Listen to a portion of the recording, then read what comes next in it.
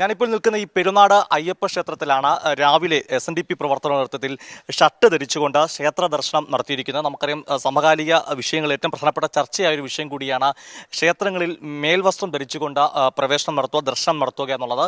അതിലിപ്പോൾ SNDPക്ക് ഒരു കൃത്യമായ നിലപാട് ഇവിടുത്തെ ശാഖയ്ക്കുണ്ട്.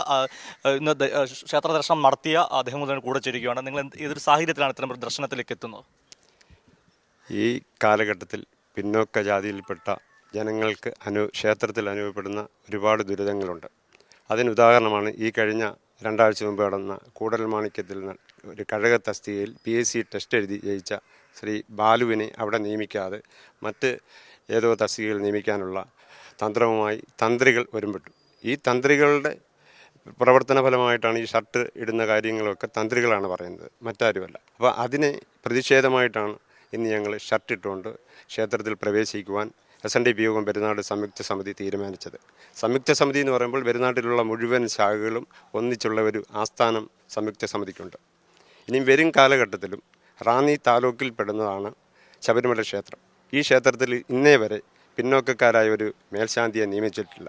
അതിനെതിരെയും ഞങ്ങൾ റാന്നി യൂണിയനുമായിട്ടും വിവിധ യൂണിയനുമായിട്ടും SNDP യോഗവുമായിട്ട് സംസാരിച്ചുകൊണ്ട് ദേവസ്വം ബോർഡിൻ്റെ ഹെഡ് ഓഫീസിൽ സമരപരിപാടിയുമായിട്ട് മുന്നോട്ട് പോകുവാനും ഞങ്ങൾ തീരുമാനിച്ചിട്ടുണ്ട്. അത് ആലോചന നടന്നുകൊണ്ടിരിക്കുന്നു.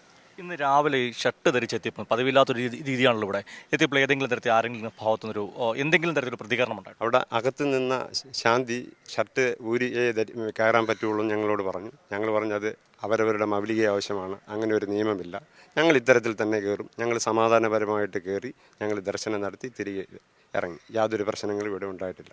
ശ്രീനാരായണ ഗുരു നമുക്ക് മുമ്പിലേക്ക് വെച്ച ആ മൂല്യങ്ങൾ അത് പിന്തുടരാൻ തന്നെയാണ് തീരുമാനം? അതെ, ഈ അനാചാരങ്ങൾക്കെതിരെ പിന്തുടരാനാണ്.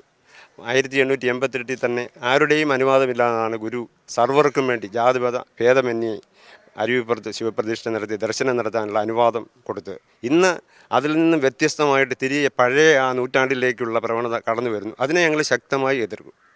തീർച്ചയായിട്ടും തുടരാൻ തന്നെയാണ് ഇത്തരത്തിലൊരു സമീപനം. അനാചാരങ്ങൾക്കെതിരെ പോരാട്ടം തുടരാൻ തന്നെയാണ് SNDPയിലെ ശാഖാപ്രവർത്തകരുടെ തീരുമാനം.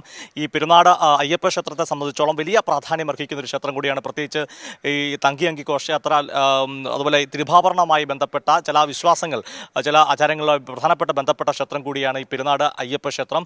എന്നാൽ SNDP പ്രവർത്തകർക്ക് നിലപാട് തുടരാൻ തന്നെ, ഇത്തരം പ്രവർത്തനമായി മുമ്പോട്ട് പോകാൻ തന്നെയാണ് അവർ തീരുമാനിച്ചിരിക്കുന്നത്. ക്യാമറമാൻ അഖിലേഷ് കുടുംബനൊപ്പം സുജിറ്റി ബാബു, കൈരളി ന്യൂസ്, പത്തനംതിട്ട.